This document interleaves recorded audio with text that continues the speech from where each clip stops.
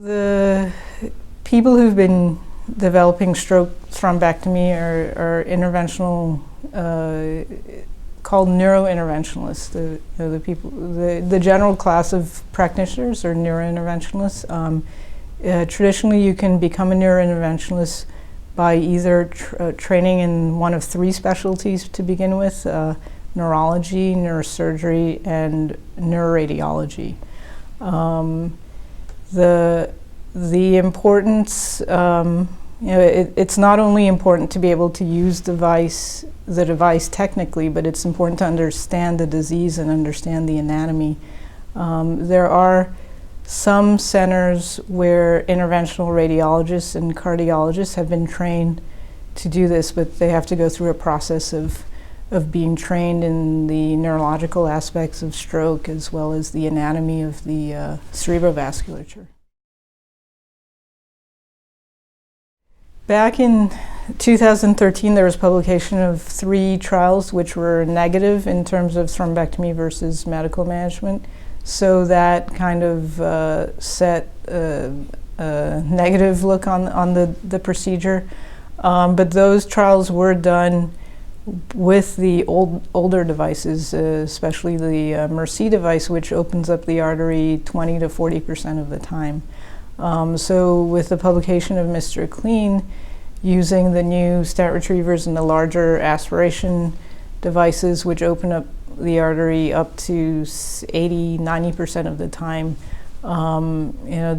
that changed the whole landscape. It basically reversed everyone's thinking, and right now that is Mr. Clean was followed by 4 other publications. So now there are 5 trials, all randomized controlled trials, all from various parts of the world. There's Extend IA was in Australia, Escape was in Canada, and then there's Swift Prime, which was in various countries, and Revascat, which was in Spain, along with Mr. Clean in the Netherlands. So all of these 5 trials have confirmed that mechanical thrombectomy is overwhelmingly effective in treating patients with stroke.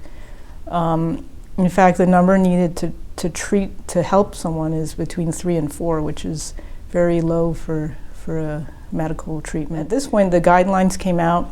The American Heart wrote an update to acute stroke treatment guidelines, focusing specifically on endovascular, and it's a class 1 recommendation that if you have a patient within 6 hours, that if they've gotten TPA and they have a large vessel occlusion, that the standard of care is to go for this treatment and to perform embolectomy.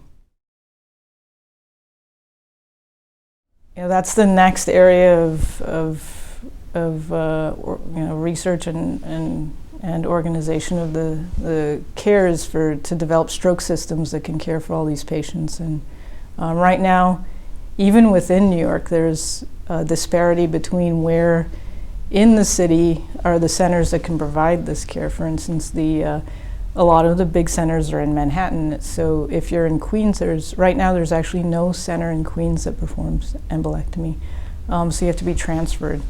So there's a lot of talk and a lot of research and a lot of reorganization. We were just discussing yesterday during our stroke system session that it's going to be very regional in terms of how the systems are organized. In certain locations, what they're doing is EMS bypass. So, if you're in a suburban area and you present with a large vessel occlusion, there's research being done for EMS, for developing tools for EMS to be able to determine large vessel occlusion and then bypass from the local hospital to a comprehensive stroke center if it's close enough, say within 20 minutes or so. If you're out in Montana or even north of Vancouver a few hours, then that's a different story. You can't pick up someone on the street and bypass a few hours away. So in those cases, right now they're for instance in Alberta, where Calgary is a big stroke center there. They have rapid transport teams that will take people from up north down in helicopter or fixed wing.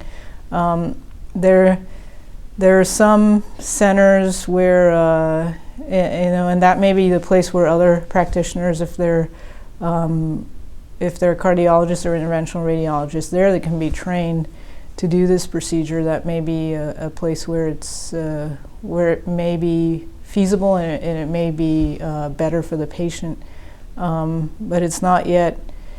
Some of these places are away from any hospital, so that has any interventional capabilities, so they have to be transported in.